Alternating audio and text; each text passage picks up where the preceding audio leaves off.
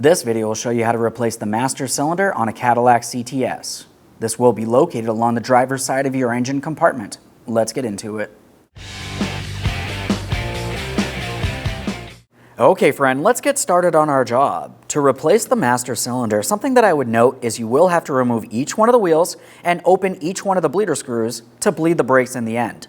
It's a good idea to do so first, so you know if you need any extra hardware.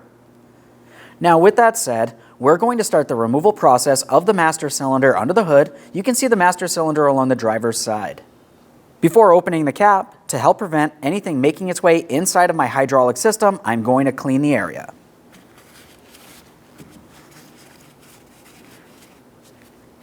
Let's take hold of the master cylinder cap. We'll turn it counterclockwise. We can remove that.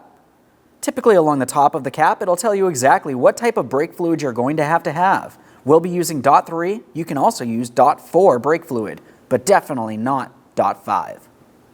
Now the next thing we have to do is remove as much fluid from inside of the master cylinder as possible.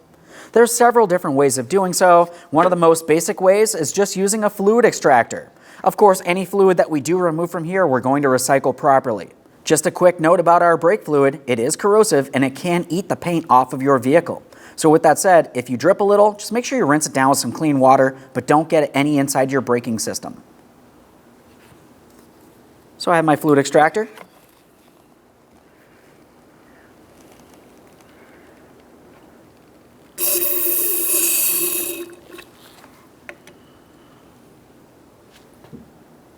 After you've removed as much fluid as possible from inside of the master cylinder, the next thing I always like to do is reinstall my master cylinder cover.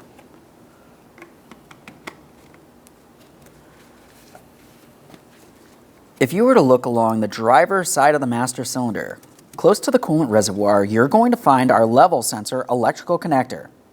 Now this does have a locking tab. It's fairly difficult to take hold of by hand. You can use a small prying device. I'm just going to use this pick, but you can also use a screwdriver if necessary.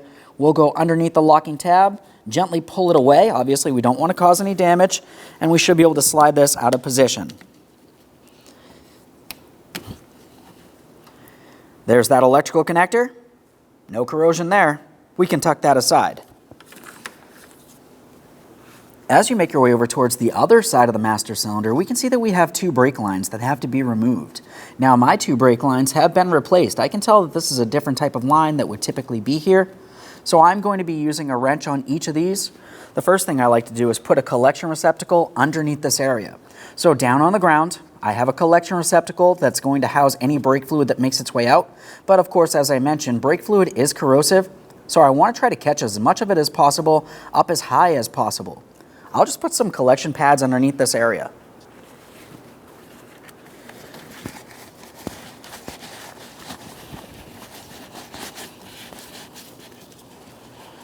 Okay.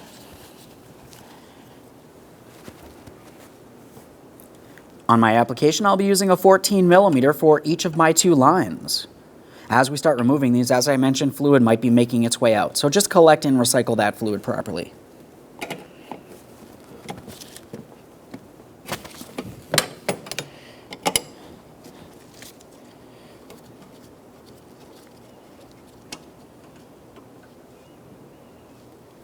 Let's make our way to the next.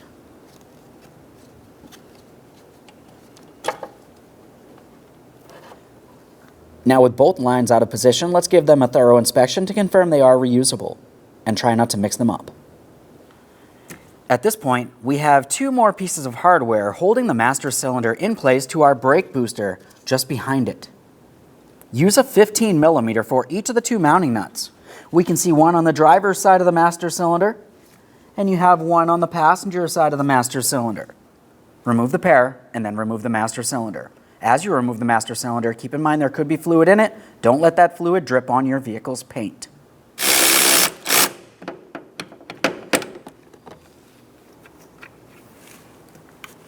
It's a tight area, but there's that mounting nut. Let's move along to the next.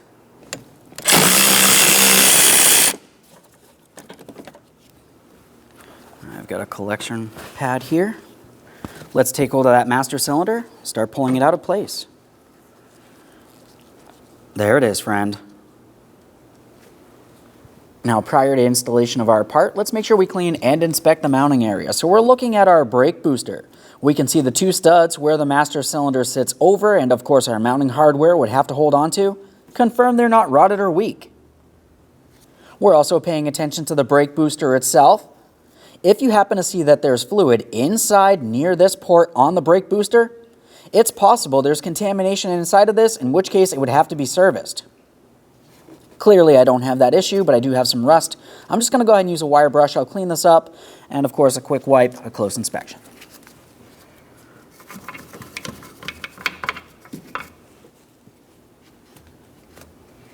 Now that we have the area cleaned, I'm going to use some silicone paste. I like to go directly along this center point here, and then I'll also make my way around this outer diameter of the circular port.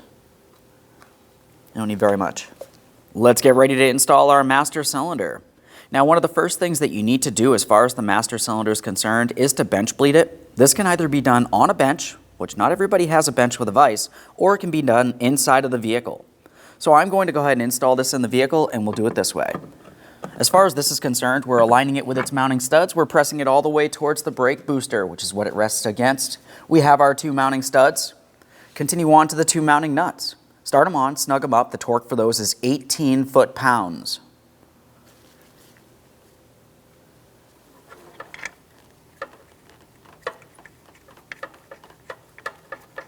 Now I've got the other side nut for the driver's side. This one's a little bit harder to gain access to. Now I've got my 18mm with a long extension and a swivel socket.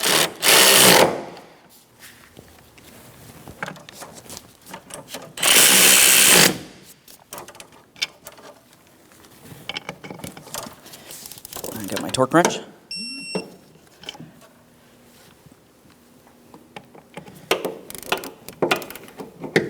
There we are, 18 foot-pounds for both of those. Let's double check, make sure that's secured in place to the brake booster.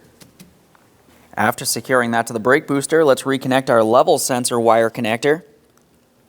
Press it in, listen for a click from that, and of course we'll give it a little tug. It does not fall out of place. Now along the other side of the master cylinder, let's get ready to bleed this master cylinder. Now as far as bench bleeding the master cylinder, it's a good idea to have a master cylinder bench bleeding kit. It's going to come with adapters and some hoses. The adapters will go into the ports. Of course we want to make sure you have the corresponding adapter. Once you have those in place and snug, we'll continue on with some hoses. Those hoses will make their way up inside the reservoir. For now, let's just continue on with these. Now this is only plastic. Obviously I don't want to over tighten it and strip it. I just want to make sure that it's tight enough that it will not leak. We don't want to draw any air back into the master cylinder.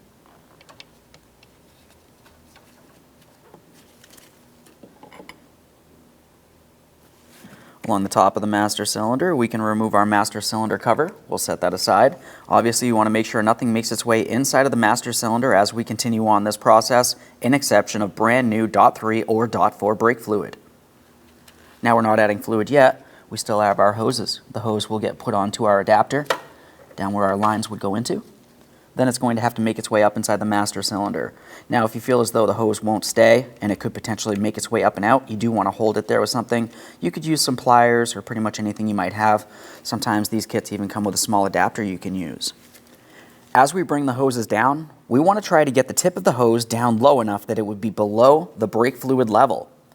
So when we do make our way inside of the vehicle and we attempt to slowly pump the brakes down, it's going to force fluid down through the master cylinder reservoir, through the master cylinder, up and through the hose. It's going to eventually make its way back inside the reservoir. As this is happening, especially in the beginning, you're going to find that there's a lot of air bubbles that make their way out. This is exactly what we're trying to do. We're trying to remove as much air from inside of the master cylinder as possible prior to continuing on with the rest of the brake bleed.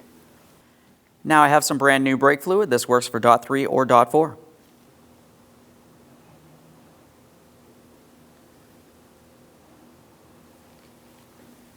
I'm going to make sure that I top this off approximately up to the maximum line prior to starting my bleeding process. Throughout the bleeding process, as I mentioned, we're removing air. So as the air makes its way out, fluid's going to make its way down into that area, so the fluid level will make its way down. Continue topping it off as necessary. That fluid level is over the tips of my brake line hoses, so let's continue on.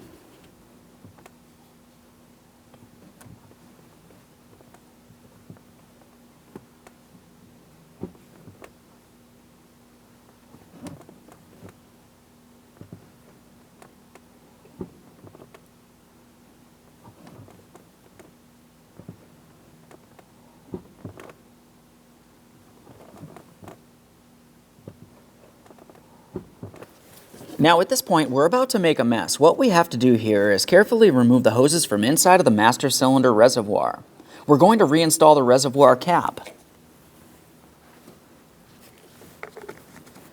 Now with that cap in place, the next thing we have to do is remove the hoses from each one of our adapters. You can see that there's still a lot of fluid inside of the hoses. Obviously, I don't want to lose that fluid or drip it down on the paint, so I'm just swinging my hoses down low, and then I can remove the hose from the adapter. After I remove the hose from the adapter, I'm going to remove the adapter from the master cylinder.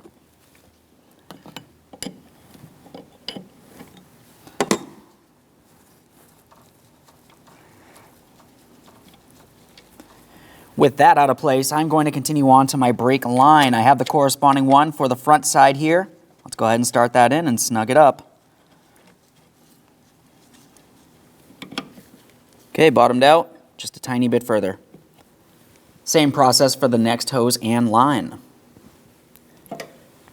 Now at this point, we need to clean any mess in this area. As I mentioned earlier in the video, .3 or .4 brake fluid is corrosive, especially to the painted surfaces of your vehicle.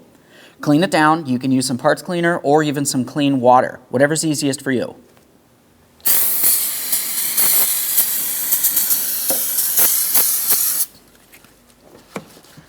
We want to make sure everything's clean and dry in this area so we can double check for leaks. Just double check any painted surface. Now at this point, we will have to make sure that we top off the master cylinder a couple times throughout the brake bleeding process because we don't want the fluid getting too low and drawing air into the master cylinder or the braking system. So I've left my collection pad under here just in case I happen to spill anything along the way. In the end, I'll be removing it. So now we can start the brake bleeding procedure at the passenger side rear. Remove your cap. A quick inspection of the cap. If it looks like the seal's damaged, you're going to want to replace that cap and or the seal. We have our clean .3, .4 brake fluid here. We'll top it off. We'll reinstall the cover. Now at this point, to start bleeding the brakes, we're going to have to make our way behind each one of the wheels. We're starting at the passenger side rear.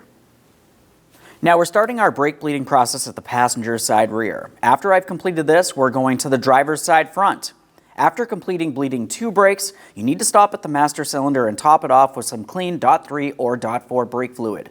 Now I have a helper inside the passenger compartment. They're going to pump up the brake pedal for me. Of course, I have a collection receptacle and my 11mm wrench back here for my bleeder screw. Just get my wrench on there. Okay, go ahead and pump up the brake pedal, please.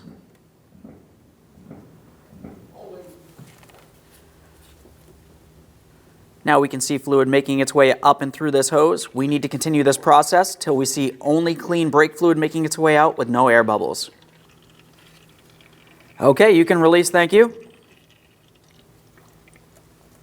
At this point on my application, I saw that I had only clean brake fluid making its way out with no air bubbles. That's exactly what I need to see. Of course, on your application, you'd want to repeat this process as many times as necessary till you've found the same.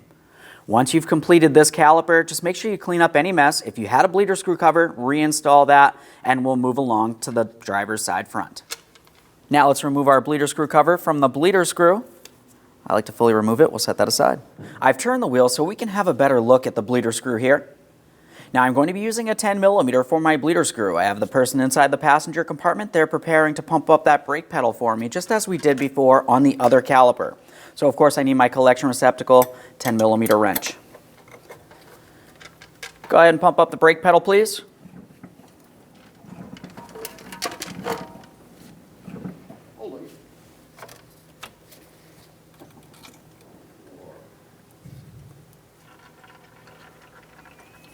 As you can tell, we do have a considerable amount of air coming from this particular brake, so we're going to continue on this process.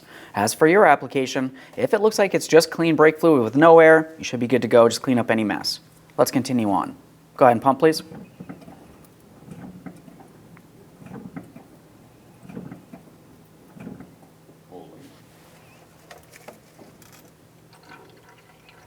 I'll just remove my collection receptacle. Make sure that that's nice and tight. And clean any mess.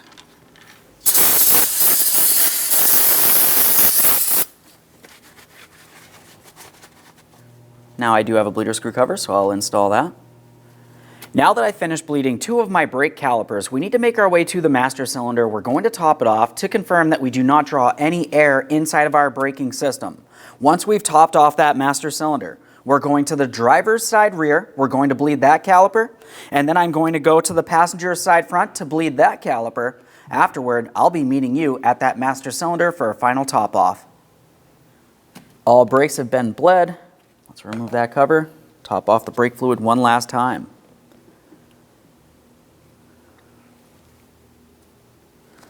Make sure that's nice and tight. We'll clean any mess in this area and we can remove our protective pad.